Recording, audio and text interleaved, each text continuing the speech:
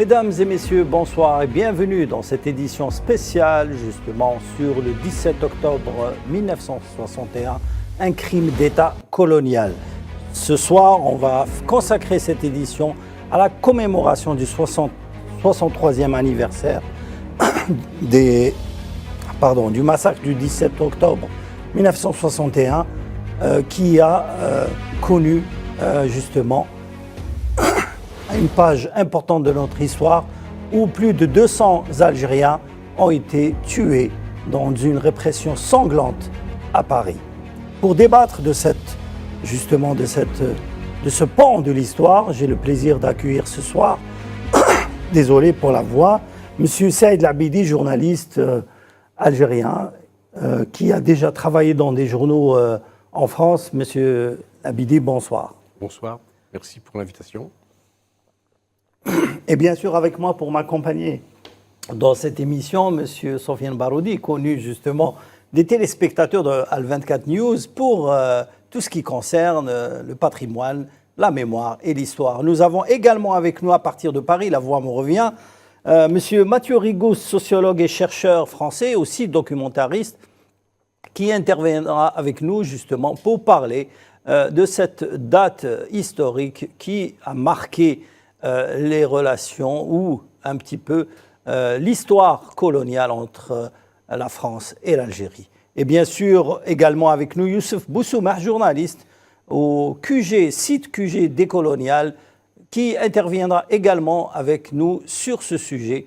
Avant justement de commencer le débat, je voudrais également parler d'une manifestation qui a eu lieu ce matin à Paris, commémorant justement cette date de l'histoire, une commémoration qui s'est passée très tôt, organisée par la mairie de Paris, qui interdit justement, Sofiane Baroudi, aux Algériens de assister à cette commémoration. Exactement, selon les informations qu'on a, la commémoration a eu éclos et apparemment on s'attendait à quelque chose, on va dire, d'un peu plus officiel, d'un peu plus sérieux, mais bizarrement, la commémoration s'est passée dans des conditions assez troubles, ce qui pose beaucoup de questions. On parle aussi de l'interdiction d'une manifestation qui devait avoir lieu à Nanterre, qui est le fief du mouvement national algérien, et aussi un quartier populaire très très connu à Paris, qui a été aussi le berceau des mouvements de mai 68, et d'autres faits révolutionnaires, comme l'année dernière aussi l'insurrection des banlieues après le meurtre de Naël, un meurtre raciste.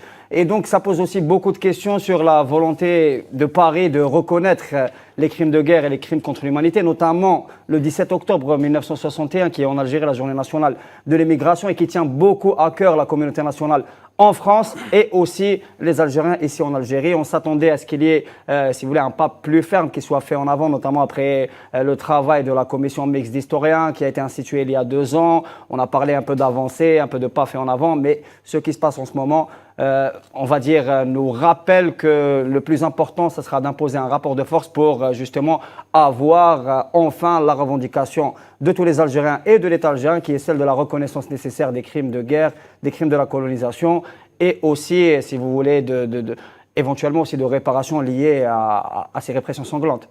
Monsieur Saïd Labidi, justement, vous qui êtes entre les deux rives, vous avez suivi un petit peu tout ce qui s'écrit en tant que journaliste sur cette histoire et ce massacre qui a été reconnu par les autorités françaises qu'en 2012. Alors, aujourd'hui, en tant que journaliste, comment est traité ce sujet dans les médias français ?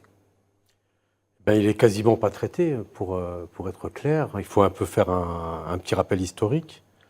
Les massacres du 17 octobre 1961 ont été littéralement occultés de l'histoire officielle. Il y a une explication à cela.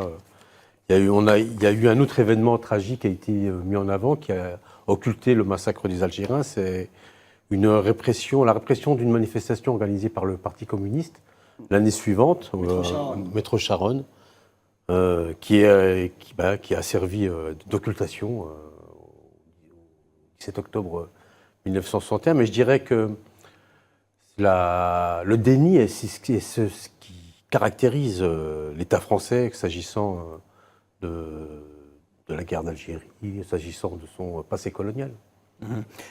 Justement, quand on parle du 17 octobre, on évoque aussi la mobilisation de l'immigration algérienne pour la cause du FLN à l'époque, en 1961, c'était quand même une cause juste, défendue par de milliers, plus de 20 000 Algériens se sont rassemblés en famille, hein, il faut le rappeler, pour manifester en paix avant de subir un petit peu la répression. Oui, je crois qu'il est important de rappeler le contexte de cette manifestation, hein. Tout a été dit, hein. C'était une manifestation qui a été organisée à la demande des Algériens, c'est le FLN a suivi. C'était pour protester contre le couvre-feu raciste. Tout à fait, oui. Qui a été imposé exclusivement à la communauté algérienne. Qui vivait, je rappelle, dans des baraques, hein, dans des ghettos. Hein. Ouais, tout dans des bidonvilles pour la Des bidonvilles pour la plupart, oui. Et la consigne du FLN était que tout le monde soit bien habillé, c'était important de montrer, que la manifestation soit strictement pacifique et que d'être démuni de la moindre arme, il ne fallait même pas avoir un coupe-ongle. Et aussi que les cadres du FLN soient absents de la manifestation.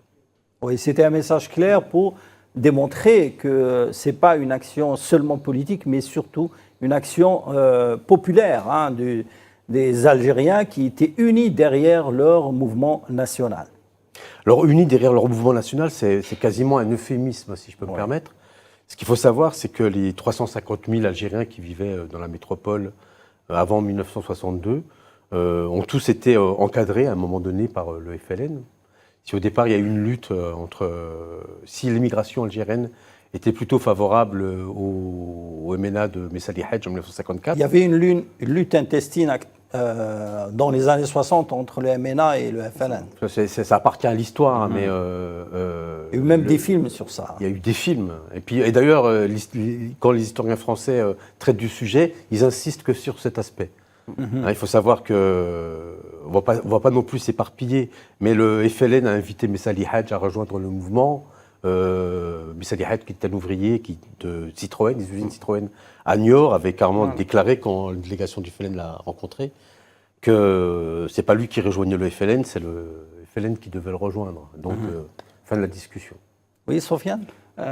Moi, je pense que l'un des aspects les plus importants, c'est déjà, premièrement, que la manifestation du 17 octobre 1961 a démontré à l'opinion publique internationale l'adhésion de tous les pans des Algériens à l'action. C'est la première manifestation anticoloniale sur un territoire occidental, européen. Ce qui est aussi important, c'est que c'est le premier et le plus grand crime colonial en métropole, en plein cœur de Paris. D'ailleurs, ça a servi, y compris, si vous voulez, à des études théoriques actuelles de nombreux chercheurs, notamment américains et latino-américains, qui travaillent sur ce qu'on appelle la répression systémique, ou alors la systématisation du système colonial, notamment un chercheur uruguayen qui s'appelle Raoul Sibeki, qui a, si vous voulez, à partir de la répression du 17 octobre 1961, qui est à la fois un crime colonial, un crime à caractère raciste et un crime anti-ouvrier, parce qu'il faut rappeler que l'essentiel de la communauté algérienne était une communauté travailleuse, laborieuse et syndiquée aussi. Elle était organisée en syndicats en France. Et donc, ce triple caractère a, si vous voulez, constitué, vraiment a institué une façon d'analyser les luttes sur plusieurs aspects différents, ce qu'on appelle actuellement l'intersectionnalité, et ce qu'on retrouve pour le cas, par exemple, des travailleurs portoricains qui vivent à New York, aux États-Unis, qui analysent. Il y a aussi un autre chercheur d'origine portoricaine qui enseigne à Berkeley, qui a utilisé le cas du 17 octobre 1961 pour arriver à comprendre actuellement la situation des travailleurs, que ce soit afro-américains ou portoricains, aux États-Unis, qui sont aussi organisés au mouvement indépendantiste, il faut le rappeler. C'est aussi, il faut le rappeler, un crime de masse et surtout un crime raciste. Exactement. Le caractère raciste, il est très très clairement établi. D'ailleurs, je crois que Mathieu Rigouste pourra nous en dire un peu plus sur ça. Oui, et justement, on voudrait écouter Mathieu Rigouste qui est avec nous à partir de Paris. Monsieur Rigouste, quand on évoque le 17 octobre, dans les médias, ils sont pratiquement jamais cités. Cette date n'existe pas dans les médias français. Bonsoir. Non, effectivement, bon, on va pas se mentir, c'est pas très étonnant. Les médias dominants en France participent à la production d'un discours de légitimation qui sert l'État français et son roman national, dans lequel le 17 octobre 61, mais l'ensemble des crimes coloniaux et d'une manière plus large la tragédie systématique qui a été la colonisation et un non-événement, un non-lieu. Ça n'existe quasiment pas dans les médias dominants. Après, on peut observer le fait que les luttes, les résistances, la détermination des collectifs et notamment des luttes des quartiers populaires et des immigrations a réussi à faire exister la thématique à la fois dans les médias alternatifs, dans les médias indépendants, et puis a réussi à l'imposer d'une certaine manière dans la culture populaire. Aujourd'hui, c'est un événement qui existe dans la culture populaire parce qu'il est porté.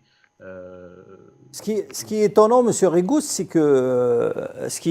qu'il existe beaucoup de films et de documentaires sur le 17 octobre dans le cinéma français. Je cite seulement Octobre à Paris, à propos d'octobre. Ici, on voit les Algériens, c'est un documentaire d'une Algérienne, une réalisatrice algérienne, Yasmina Addi, mais il y a également Meurtre pour mémoire, Vivre au paradis de Bourlam Guerdjou, mais surtout Nuit noire.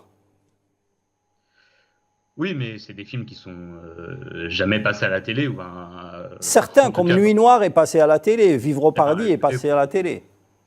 Et il y a un film algérien qui s'appelle Pour Élise avec Mohamed Chouikh et Marie-José Zinat qui a fait aussi un énorme succès.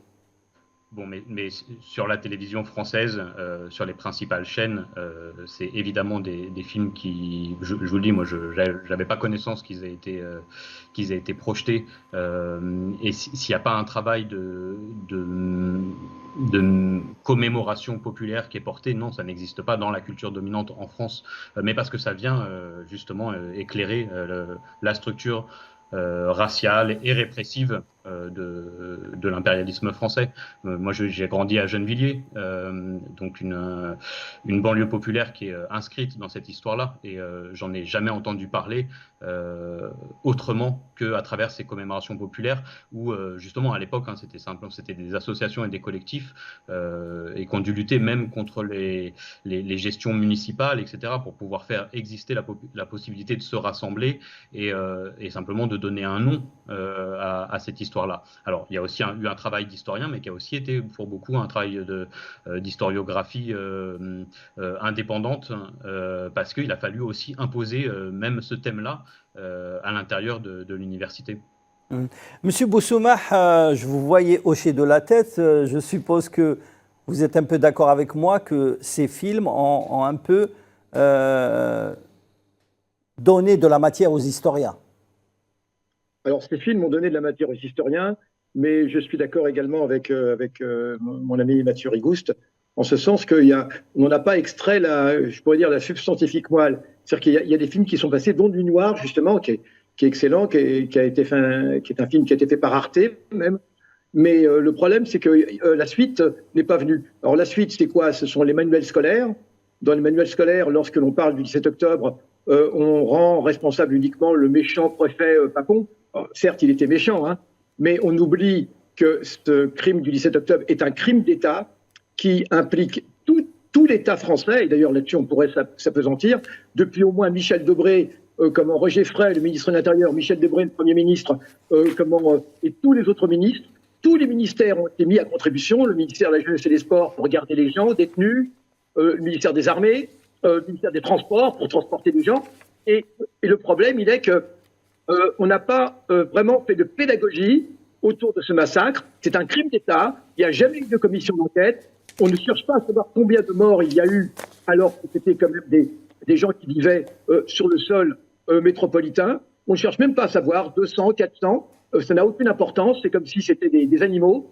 Et surtout, même la classe politique française, mis à part quelques partis, comme, il faut le dire, le PSU de Michel Rocard à l'époque, des intellectuels comme Jean-Paul Sartre, mis à part eux qui vont faire une manifestation, aucun parti politique n'a fait de manifestation après le 17 octobre. On nous parle de Charonne après, le Parti communiste, mais sur le coup, même le Parti communiste français n'a pas appelé à des manifestations ou de débrayage. Donc c'est vraiment, il y a eu une sorte d'entente générale pour que cette journée, comme c'est le titre d'ailleurs d'un livre qui est bien consacré et d'un film, une journée portée disparue. Et il a fallu des gens comme Einaudi, l'excellent Jean-Luc Einaudi, qui est un historien indépendant. C'est un de ceux qui, parmi les premiers, il faut lui rendre hommage, il nous a quittés, mais qui effectivement a écrit un livre qui s'appelle La bataille de Paris et qui remettait le 17 octobre au cœur. Et surtout, Élodie montrait que le problème, c'est pas uniquement Maurice Papon, hein, mais c'est que vraiment, c'est un crime d'État. Et ce crime répond à la définition de crime. Il faut le dire. Voilà un petit peu ce qu'il faut dire. Et il n'y a pas eu la pédagogie, les manuels scolaires. Moi, je suis enseignant d'histoire-géographie et je peux dire que le 17 octobre a rarement été est rarement évoqué comme étant un fait d'histoire. On a l'impression que c'est un épiphénomène dû uniquement à un personnage Papon et que cela n'implique pas l'État. Et voilà. Donc, ce que je veux dire, c'est qu'il n'y a jamais eu de véritable reconnaissance. Alors, il y a eu Monsieur Hollande qui avait fait une mini-reconnaissance, mais il n'y a pas eu de reconnaissance d'État. C'est ça que je veux dire. Hein. Il y a hormis des petites déclarations à droite et à gauche. Et c'est ce que demandent les associations. Moi, ça fait 30 ans que je participe tous les ans à cette commémoration. Alors, au départ, c'était boulevard, parce que mes parents étaient au FLN pendant la guerre d'Algérie, hein, et à ce titre, ont été participants à ces manifestations. Et ce que je veux dire, c'est que il n'y a jamais eu vraiment de volonté de la part aussi bien de l'État français, bien sûr, mais malheureusement aussi de la classe politique et surtout du Parti socialiste, qui pendant longtemps a bloqué cette commémoration. On le voit avec Madame Hidalgo, qui aujourd'hui fait une commémoration privée, qui n'a aucun sens. Et pendant ce temps, nous étions ce soir sur le pont Saint-Michel, mais voilà, c'était filtré, il y avait des policiers qui étaient là, qui filtraient l'arrivée, et voilà, c'était pas du tout la manifestation populaire auquel les gens... Justement, M. Boussoumah, nous avons des images de cette commémoration ce matin au pont Saint-Michel, à 8h30 plus précisément. Il y avait une dépôt de gerbes de fleurs, mais il n'y avait que les officiels français, et il y avait le recteur de la mosquée de Paris, ainsi qu'un représentant de l'ambassade d'Algérie, mais la police avait interdit aux manifestants un petit peu de se joindre à la manifestation. Comment vous expliquez cela? Eh bien, moi je pense que le Parti socialiste se sent un petit peu coupable aussi. Le problème, il est là. Le Parti socialiste... Est-ce qu'il fait de la récupération politique? Alors, il fait en même temps de la récupération. Alors, il pourra dire toujours, nous avons quand même honoré, etc. Mais en même temps, on ne veut pas que ce soit quelque chose de populaire, parce qu'évidemment, on veut conserver cela de façon privée, de façon à ce que les torts actuels ne soient pas mis sur la table, et à ce qu'effectivement, on veut vider de sa substance le 17 octobre. Le 17 octobre n'est pas qu'un acte de commémoration. Alors, c'est formidable, bien sûr, d'honorer les martyrs, il faut le dire, hein, absolument, il faut honorer les martyrs, mais surtout, ce que les gens demandent, c'est que vraiment il y ait une commission d'enquête, que la lumière soit faite, et surtout, eh bien, pour beaucoup de gens, ce qui s'est passé en Algérie à l'époque, éclaire aussi l'attitude des responsables politiques français sur ce qui se passe actuellement dans d'autres colonies, hein, que ce soit la Kanaki, que ce soit la Martinique, également au-delà, ce qui se passe même en Palestine. Donc on craint vraiment que la substance politique du 17 octobre soit mise en évidence. Et c'est pour ça qu'on veut en faire quelque chose de privé, qu'on garde bien dans une sorte de cénacle et auquel la population n'est pas invitée à participer. Merci M. Boussoumah. Justement, on revient un petit peu à la commémoration ce matin à Paris. Deux réactions importantes concernant cet événement ce matin. Les déclarations du recteur de la mosquée de Paris et du journaliste Jamal Abina. C'était un événement tragique, important, qu'il faut rappeler, surtout pour nos enfants. C'est un moment qui a été extraordinaire pour la libération de l'Algérie et ces chouhada qui aujourd'hui, leur sang s'est mêlé dans la Seine. Il faut le rappeler quotidiennement à nos jeunes qui ont souffert et qui aujourd'hui doivent être fiers de notre Algérie. Et à ce titre-là, on doit rappeler en permanence les noms. On a noté une fille de 15 ans qui a été jetée dans la Seine. La plupart de ceux qui ont été jetés étaient tous des moudjahidines qui sont morts pour que vive l'Algérie. Il ne faut pas l'oublier. Et donc la Grande Mosquée de Paris en permanence sera présente pour ce recueillement national. C'est important pour tous les Algériens, même si ça se passe aujourd'hui en France. Il faut absolument se commémorer devant le martyre de ces 300 Algériens qui ne sont toujours pas malheureusement reconnus pleinement par l'État français. où la demande de réparation et surtout de pardon aux familles des victimes n'a pas été faite. Donc aujourd'hui, on commence à avoir une étape qui évolue. Monsieur Macron s'est présenté en 2016. Il a fait une forme de commémoration, mais sans pour autant laisser des mots forts que la France devrait donner vis-à-vis de ces Algériens qui, il faut le rappeler tout de même, étaient en 61 français. Donc il faut rappeler qu'ils ont été tués sur le sol de France en tant que Français, puisqu'on est à 4 ans de la fin de la guerre. Et donc effectivement, il faut se rappeler de tous ces martyrs et rappeler surtout que la plus jeune fille qui avait 16 ans, Fatima Bédar, non plus n'a pas été reconnue dans ce crime. C'est un crime de masse, c'est un crime important qui fait suite d'ailleurs au crime de 71 de la Commune de Paris. Donc 2 fois à Paris, il y a eu des saignées, mais cette saignée n'a pas été vraiment documentée. Aujourd'hui, on doit avoir une pensée profonde pour ces Algériens qui ont permis la libération de l'Algérie indirectement.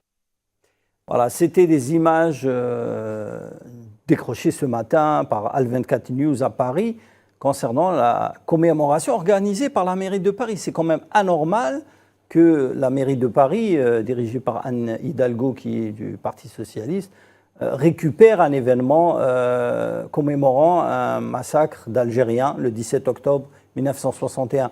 Pourquoi les autorités françaises, et principalement la mairie de Paris, veut-elle empêcher les Algériens de manifester pour commémorer cette date un petit peu de l'histoire de l'Algérie?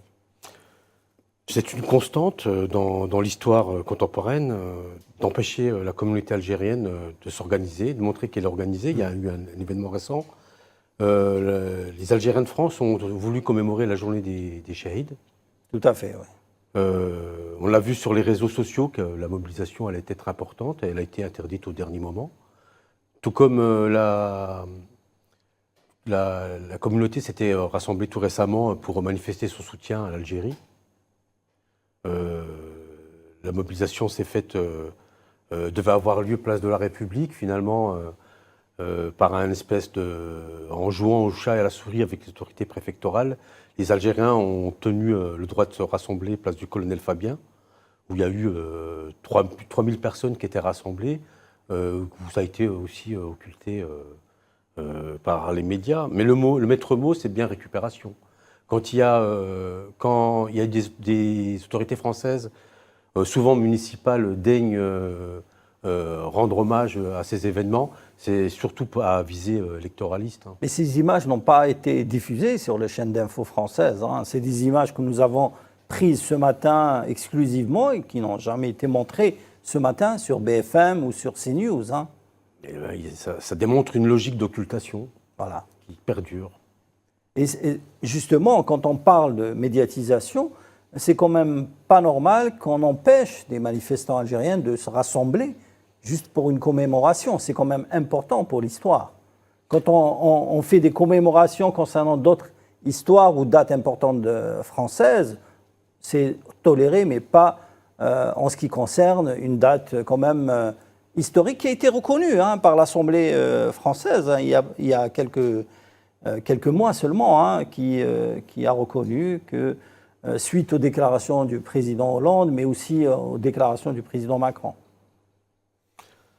C'est triste de le constater, mais l'occultation perdure et on va absolument empêcher la communauté algérienne de s'organiser. Tout est fait pour lui mettre des bâtons dans les roues. On s'en sert seulement pour récupérer ses voix, comme on le fait un peu avec la Palestine. Alors, derrière, à cause de cette occultation, il y a eu un geste le 26 juillet dernier, lors de la cérémonie d'ouverture des JO de Paris. La délégation algérienne a jeté des fleurs dans la Seine pour rappeler ce crime colonial. Bravo à ceux qui ont eu cette initiative. Je ne sais pas si on a les images à la réalisation. C'est des images qui ont fait quand même le tour du monde et qui ont été commentées aussi bien par les commentateurs sportifs que par les analystes politiques. Bravo à ceux qui sont... Voilà, c'est des images qu'on voit justement de la délégation algérienne venue participer au JO de Paris qui a, pour rappeler cette date historique du 17 octobre, jeté des fleurs sur la Seine. On rappelle aussi que 200 Algériens ont été assassinés. Au moins 200. Au moins 200. Au moins 200. Pour l'instant. Oui. Et beaucoup d'entre eux ont été jetés dans la Seine par la police française qui, rappelons-le, était dirigé par Maurice Papon. Qui a été, lui, condamné pour un autre crime, pour les rafles du Les rafles du Veldiv, mais Veldiv. pas encore pour les crimes du 17 octobre, alors que sa responsabilité est claire et notoire. Après, ce n'est pas seulement sa responsabilité personnelle à lui, comme l'a dit M. Boussoumah. Il représente l'institution policière, sécuritaire, militaire française, colonialiste. Il a bon dos, Il a il bon sert dos. de fusible, c'est un peu l'arbre qui cache la forêt. Je rejoins tout à fait M. Boussoumah à ce propos. Papon, c'est celui qu'on va sacrifier pour permettre... Pour masquer la responsabilité d'institutions plus importantes et le fait que c'est S'il un n'a crime pas d'État. été condamné pour les crimes du Veldiv, il n'aurait jamais été cité dans les massacres du 17 octobre. D'ailleurs, j'aimerais faire un parallèle entre le 17 octobre 61 et puis les massacres de Sétif. Oui, procède. tout à D'ailleurs, fait, lui, Papon, tout à il fait. a une responsabilité ici Oui. et là. C'est Justement, Ouais. pas de hasard dans l'histoire. Il y a pas Il a de une hasard. responsabilité ici et là. Et je pense que c'est pour ça aussi que, si vous voulez, sa personnalité est vraiment mise en avant par les autorités françaises pour éviter, si vous voulez, une condamnation plus large des institutions et de l'État français qui est, lui, coupable de crimes contre l'humanité, notamment le 8 mai 45, qui est en Algérie la journée nationale de la mémoire et qui n'est pas encore reconnu officiellement, alors que tout étaye des massacres à très large spectre, avec des dizaines de milliers de victimes, avec la complicité du ministère de la Défense, des milices de colons. Pour le cas de 1961, à mon avis, ce qui est le plus sensible pour les autorités françaises, c'est que ça se passe en métropole. Ce n'est pas un crime colonial qui se passe dans les colonies. Ça se passe au cœur de Paris. Et bon, Gamal Abina a rappelé le parallèle avec la commune de Paris en 1870. Je pense que les massacres du 17 octobre ont une charge plus importante. D'ailleurs, j'ai cité tout à l'heure tous les travaux scientifiques, académiques qui se servent comme base pour une analyse systémique sur la situation internationale actuelle du 17 octobre. Je pense que c'est ça qui gêne le plus les autorités françaises et c'est pour cela qu'il y a une volonté de récupération, parce que c'est aussi un symbole dans les quartiers populaires et que la jeunesse issue de l'immigration, la jeunesse d'origine algérienne, s'identifie très très fort au 17 octobre. Vous avez parlé de documentaires, moi je peux parler des morceaux de rap aussi qui citent le 17 octobre. Beaucoup de jeunes rappeurs d'origine algérienne ou d'origine africaine plus généralement abordent le 17 octobre comme étant, si vous voulez, un fait majeur, notamment dans la résistance, non seulement de la communauté algérienne, mais aussi de la classe laborieuse, de la classe ouvrière, à la domination, à la fois qu'il y a une domination raciste policière, mais aussi à la domination impérialiste et colonialiste. Et ça reste un symbole très très fort jusqu'au jour d'aujourd'hui. Oui. On fait une courte pause et on revient au débat.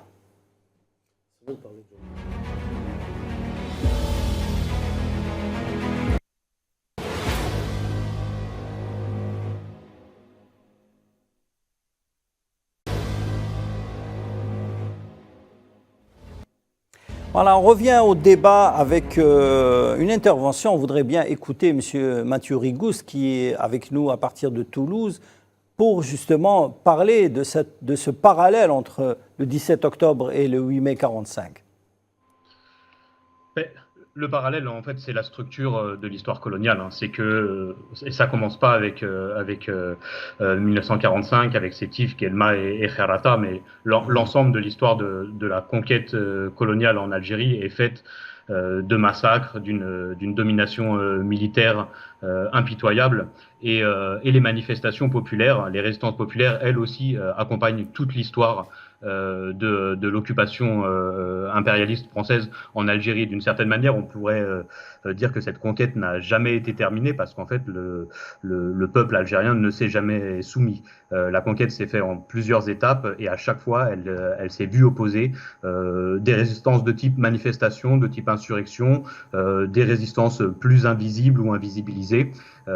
Et on a cette permanence du fait militaire, de l'utilisation de la guerre contre le peuple dans toute l'histoire de la présence française en Algérie.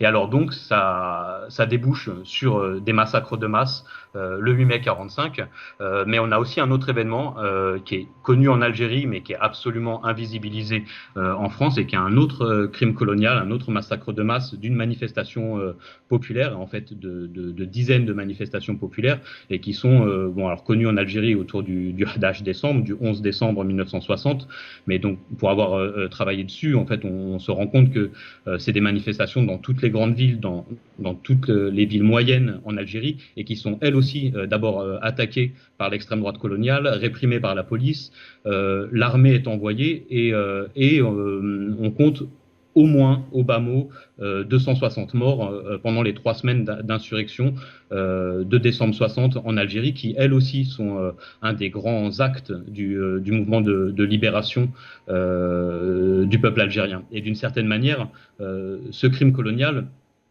prépare aussi celui du 17 octobre 61. Et on peut se dire, cette continuité, on la voit vraiment à tous les étages. On l'a dit tout à l'heure, Papon, avant d'être à la préfecture de police de Paris, il est IGAM en Algérie, il est super préfet, et il va devenir un expert de la contre-insurrection. En tout cas, il va diriger la guerre policière contre la révolution algérienne. Et c'est lui il est amené à Paris justement parce qu'on lui reconnaît cette spécialisation. Alors encore une fois, il est exemplaire, mais c'est tout un système qu'il faut analyser. Mais du coup, il est l'un des rouages qui transfère à Paris toute une série de structures de domination coloniale contre le prolétariat algérien.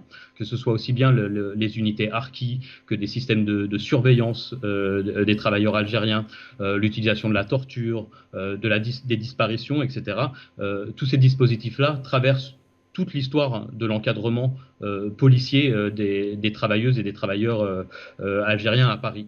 Et encore une fois, quand on se disait un fusible du point de vue de la mémoire, mais d'un point de vue historique, c'est un fusible qui n'a pas du tout sauté, et il faut se redire ça aussi.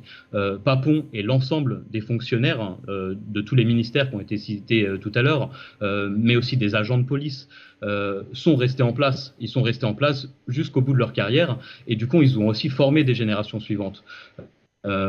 Papon reste en place, je crois, jusqu'en 65 ou en 67, mais l'ensemble des policiers qui se sont rendus coupables de ces crimes, c'est la génération de policiers qui va devenir les chefs de la police des quartiers populaires dans l'après 68.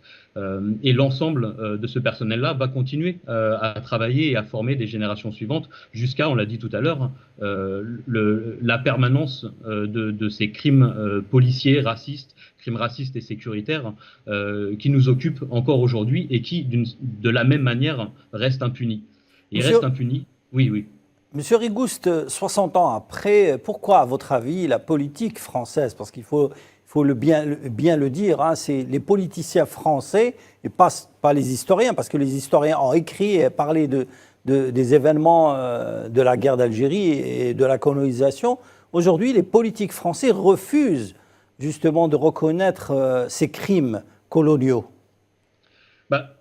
Ça dépend de quelle manière, ça dépend quel politicien, mais massivement, la classe politique, bien sûr, refuse de reconnaître, puis refuse de connaître le caractère structurel et systémique et les responsabilités de la classe politique elle-même. Et puis, en fait, aussi, on peut dire, d'une partie de la population française qui a décidé de fermer les yeux à un moment. Alors, pas tous, évidemment, il y avait des gens qui résistaient.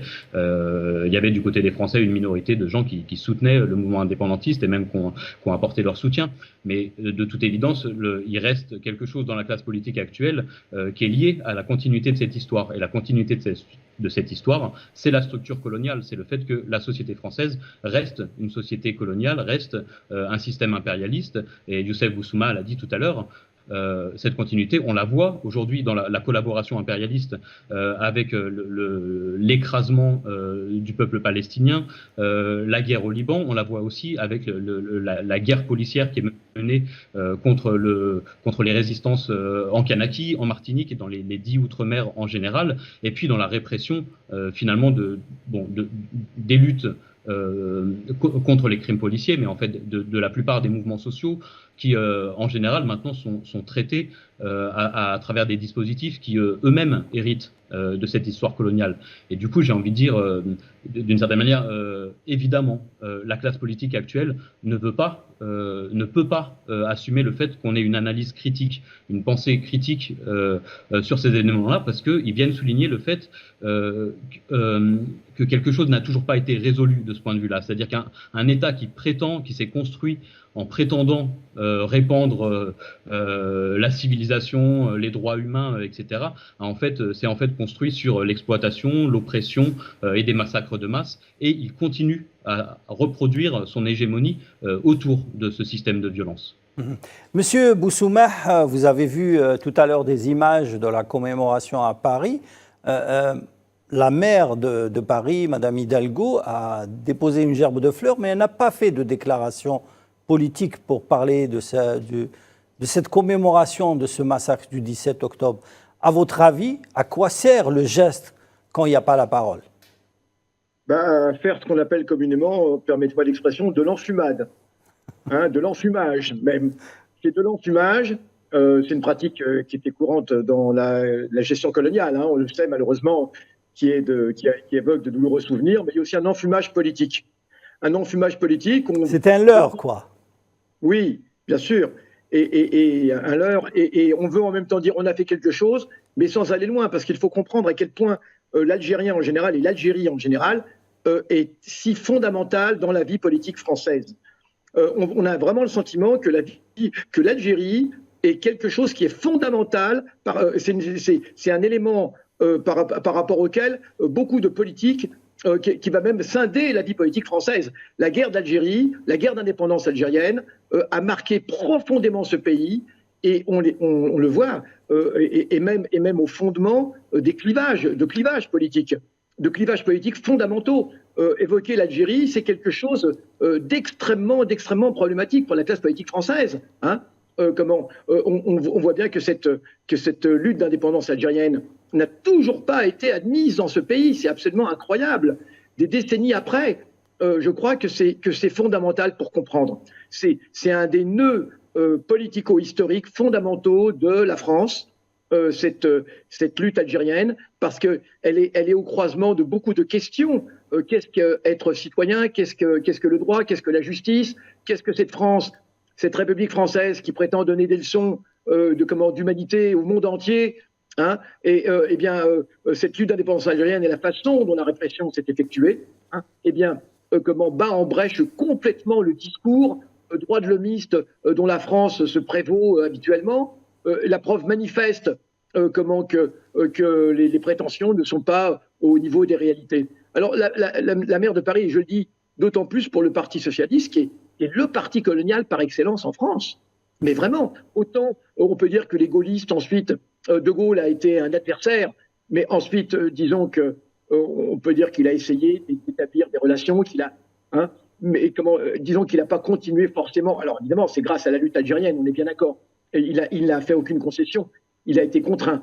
Mais disons que le Parti socialiste, en vérité, particulièrement, ne s'est jamais remis de l'indépendance de l'Algérie. Et ça, je le dis, il suffit de voir la façon dont le Parti socialiste a traité les populations et a voulu instrumentaliser même les descendants d'Algériens lors des années 80, sous Mitterrand, avec la création de formations politiques douteuses comme SOS Racisme, etc.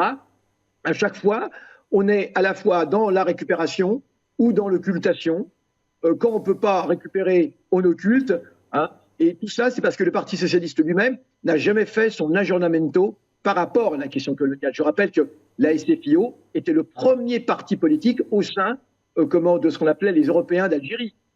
Je rappelle quelqu'un comme Sekaldi Reynaud, par exemple, qui a été un des responsables de la SFIO à Alger, était également un des responsables de la DST à Alger.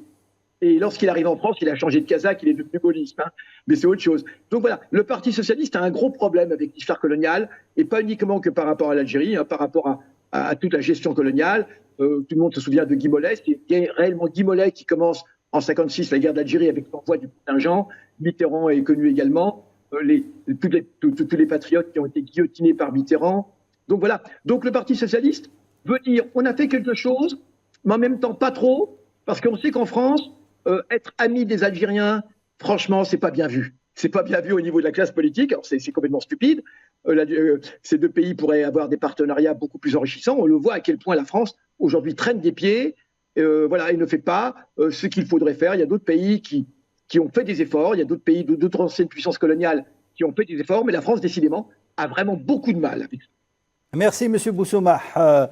Sofiane Baroudi, depuis 2021, le président de la République, M. Abdelmadjid Tebboune, a installé une tradition très importante, justement, pour commémorer cette date, une minute de silence dans toutes les institutions algériennes pour rendre hommage aux victimes du massacre du 17 octobre. D'ailleurs, il a fait un discours dans ce sens où il a rappelé les liens et le ralliement, qui exprime le ralliement des Algériens et des Algériennes résidant en France à l'époque à la glorieuse révolution algérienne. Exactement, il a rappelé le rôle de la Fédération de France. De France, qui a un exactement, rôle oui. important dans la conduite des opérations, que ce soit pour les cotisations, par exemple, pour financer l'effort de la guerre de libération, ou pour l'aspect aussi diplomatique, pour donner un essor international à la guerre de libération, qui à l'époque déjà souffrait d'un embargo médiatique assez important et d'un manque de visibilisation. Ce qui est important aussi, c'est le fait que, si vous voulez, l'État algérien a pris à bras-le-corps la question mémorielle depuis 5 ans déjà.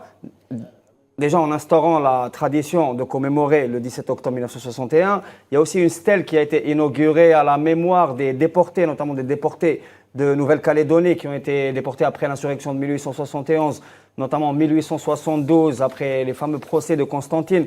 D'ailleurs, un jeune historien, M. Idil Hachi, qui est un membre de la commission mixte d'historiens du côté algérien, a fait un très bon livre sur l'insurrection de 1871. Il a réussi à retrouver les archives justement de ces déportés-là. Il y a même des déportés illustres. Et d'ailleurs, il y a même une histoire, c'est que cette déportation, ensuite, les retours de ces déportés ont participé à l'histoire aussi de la création de la mosquée de Paris, qui a été une revendication à l'époque des soldats musulmans. Mais ça, c'est une autre histoire. Il y a aussi une autre journée qui a été instituée, qui est très importante, c'est le 8 mai, en référence au massacre du 8 mai 45, qui est en Algérie actuellement la journée nationale de la mémoire.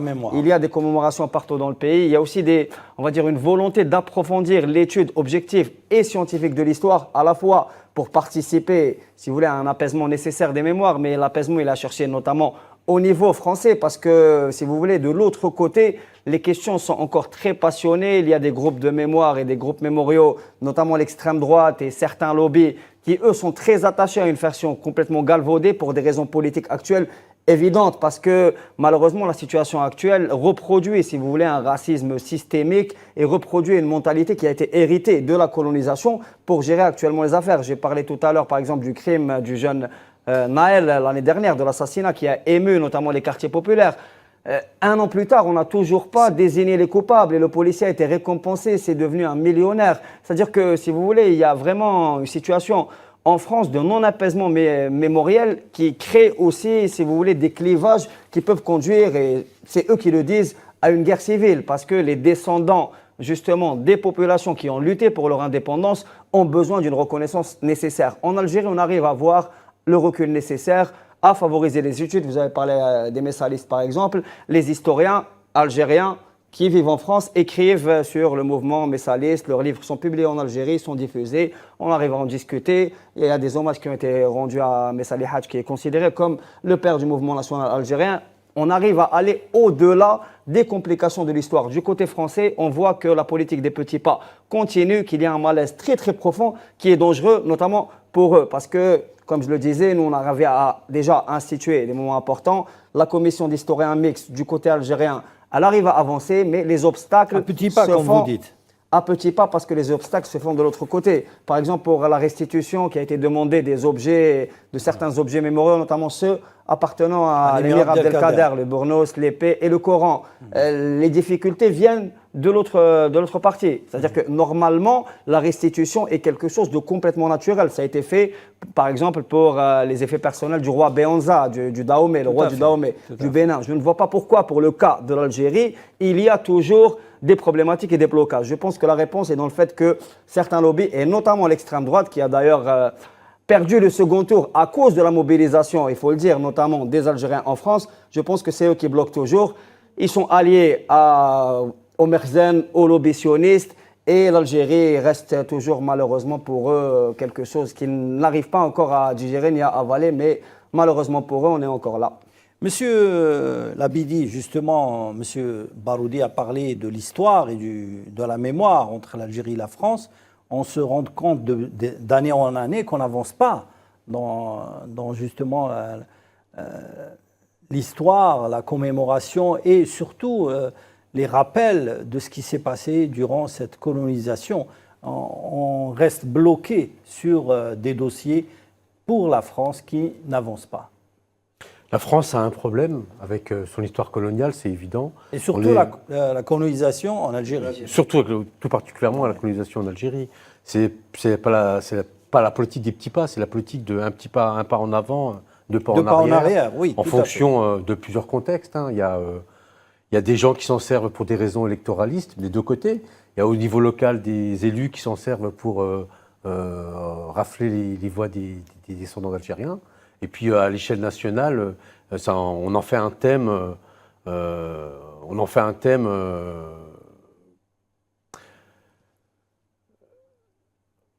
Purement démagogique. On revisite l'histoire, on fait du révisionnisme et de l'occultation. Et l'exemple le plus frappant, c'est le président Macron qui, avant sa campagne, avait admis que le colonialisme est un crime contre l'humanité. Puis, quelques temps après, devant des journalistes, déclare que l'Algérie n'était pas une nation, ni l'État algérien. Voilà, un pas en avant, deux pas en arrière. Justement, le président Macron a fait beaucoup de déclarations en matière de reconnaissance des crimes coloniaux. Avant, comme vous dites, avant son élection, mais au milieu de son mandat, il a souvent évoqué les relations tumultueuses entre l'Algérie et la France. Je trouve que l'attitude de M. Macron illustre en soi le rapport de la France avec l'histoire coloniale de l'Algérie. C'est un concentré. Il résume l'état d'esprit de la France vis-à-vis de l'Algérie. Monsieur Boussouma, vous êtes avec nous? Monsieur Boussouma. Oui, alors je voudrais revenir un petit peu revenir à votre parcours de prof d'histoire-géographie.